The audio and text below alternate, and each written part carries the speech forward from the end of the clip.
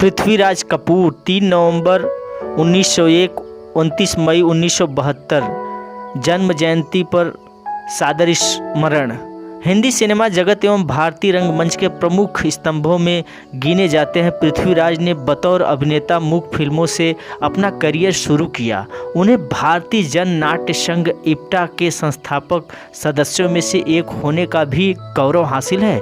पृथ्वीराज ने सन 1944 में मुंबई में फिल्मी थिएटर की स्थापना की, जो देश भर में घूम घूम कर नाटकों का प्रदर्शन करता रहा।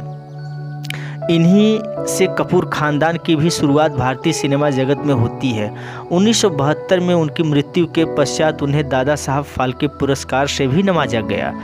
पृथ्वीराज कपूर को कला क्षेत्र में भारत सरकार द्वारा 1969 में पद्म विभूषण से सम्मानित किया गया था।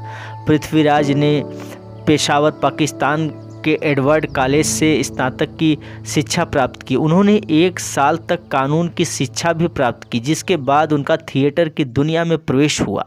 1928 में उनका मुंबई आगमन हुआ। कुछ एक मूक फिल्मों में काम करने के बाद उन्होंने भारत की पहली बोलने वाली फिल्म आलम आरा में मुख्य भूमिका निभाई।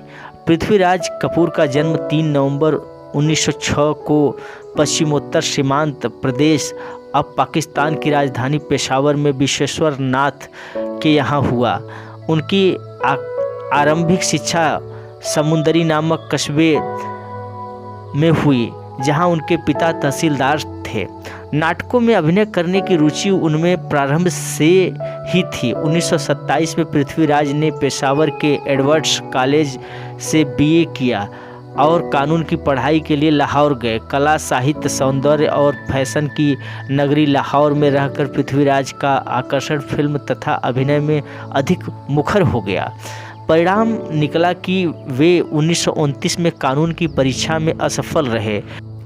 इसी वर्ष सितंबर को वे फिल्मों की अघोषित राजधानी बम्बई चले आए और आरदेशन ईरानी की इंपीरियल फिल्म कंपनी में भर्ती हो गए। वह ज़माना मूक फिल्मों का था। चैलेंज नाम की एक मूक फिल्म में उन्होंने बिना किसी पारिश्रमिक लिए काम किया, किंतु दूसरी फिल्म सिनेमा गर्ल के लिए 70 रुपये पारिश्रमिक के रूप में प्राप्त हुए। 1930 तक आते आते मूक फिल्मों का युग समाप्त हुआ और बोलती फिल्में चल पड़ी। 1931 में जब आरदेशन ईरानी ने पहली शवाक फिल्म आलम आरा बनाई तो पृथ्वीराज को इसमें खलनायक का रोल मिला। 1932 में पृथ्वीराज ने एंडरसन थिएटर कंपनी ज्वाइन कर ली और इसकी टोली के साथ देश के विभिन्न स्थानों पर भ्रमण किया। इस कंपनी में रहकर कपूर का नाटकों में अभिनय करने का शौक अवश्य पूरा हुआ। एंडरसन कंपनी बंद हो गई तो पृथ्वीराज कलकत्ता में बीएन सरकार द्वारा स्थापित न्यू थिएटर कंपनी में आ गए। यहाँ उन्हें नायक के रूप में अनेक फिल्मों में काम करने का अवसर मिला।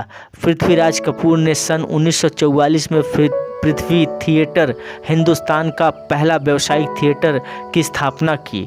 16 वर्षों की अवधि में पृथ्वी थिएटर ने कुछ 2662 शो नाटक दिखाए। थिएटर के हर शो नाटक में पृथ्वीराज ने प्रमुख भूमिका निभाई।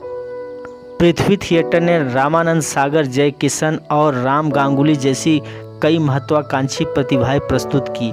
वे महान अभिनेता थिएटर और फिल्म दोनों में सफल रहे। उनकी प्रमुख फिल्मों वी शांताराम की दहेज, राज कपूर की आवारा, 1951 में आसमान महल, 1965 तीन बहुरानियाँ, 1968 कल आज और कल, 1971 और पंजाबी फिल्म नानक नाम जहां 1969 आदि शामिल है। उन्होंने पैसा नामक फिल्म का निर्देशन करते हुए अपनी आवाज़ खो दी, जिसके परिणाम स्वरूप पृथ्वी थिएटर बंद हो गई और उन्होंने फिल्में करनी छोड़ दी। इसी दौरान पृथ्वीराज कपूर की मुगले आजम, हरिश्चंद्र, तारामणि, सिकंदर आजम, आसमान महल जैसी कुछ सफल फिल्में प्रदर्शित हुई। वर्ष 1960 में प्रदर्शन के आसिफ के मुगले आजम में उनके सामने अभिनय सम्राट दिलीप कुमार थे। इसके बावजूद पृथ्वीराज कपूर अपने दमदार अभिनय से दर्शकों का ध्यान अपनी ओर आकर्षित करने में सफल रहे। वर्ष 1965 में प्रदर्शित फिल्म आसमान महल में पृथ्वीराज ने अपने सिने करियर की एक और न भूलने वाली भूमिका निभाई। इसके बाद वर्ष 1968 में प्रदर्शित फिल्म तीन बहू रानियां में पृथ्वीराज ने परिवार के मुखिया की भूमिका निभाई, जो अपनी बहू रानियों को सच्चाई की राह पर चलने के लिए प्रेरित करता रहा। इसके साथ ही अपने पुत्र रणधीर कपूर की फिल्म कल आज और कल में पृथ्वीराज कपूर ने यादगार भूमिका निभाई। वर्ष 1969 में पृथ्वीराज कपूर ने एक पंजाबी फिल्म नानक नाम जहां है में भी अभिनय किया। फिल्म की सफलता ने लगभग गुमनामी में आ चुके पंजाबी फिल्म इंडस्ट्री को एक नया जीवन दिया। पृथ्वीराज को देख के सर्वोच्च फिल्म सम्मान दादा साहब फाल्के के अलावा पद्म विभूषण तथा कई अन्य पुरस्कारों से भी नवाजा गया। उन्हें राज्यसभा के लिए भी नामित किया गया था। उनकी अंतिम फिल्मों में राज कपूर की आवारा 1951, कल और आज कल जिसमें राज कपूर की 3 पीढ़ियों ने अभिनय किया था, और ख्वाजा अहमद अब्बास की आसमान महल भी थी। एक अभिनेता और प्रतिभा पारखी के रूप में उनकी दुर्जेय प्रतिष्ठा मूल रूप से उनके शानदार फिल्मी जीवन के पूर्वार्ध पर आधारित है। फिल्म अपने अभिनय से सम्मोहित करने वाले और रंगमंच को नई दिशा देने वाली यह महान हस्ती 29 मई 1972 को इस दुनिया से रुखसत हो गए। उन्हें मरणोपरांत दादा साहब फाल्के पुरस्कार से सम्मानित किया गया था।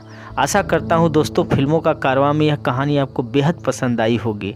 अगर कहानी पसंद आए तो please like, subscribe, share, comment, follow ज़रूर करिएगा। मैं आपका चहेता दोस्त आरजे साहिल दिल की गहराइयों से आप सभी को स्वागत करता हूं।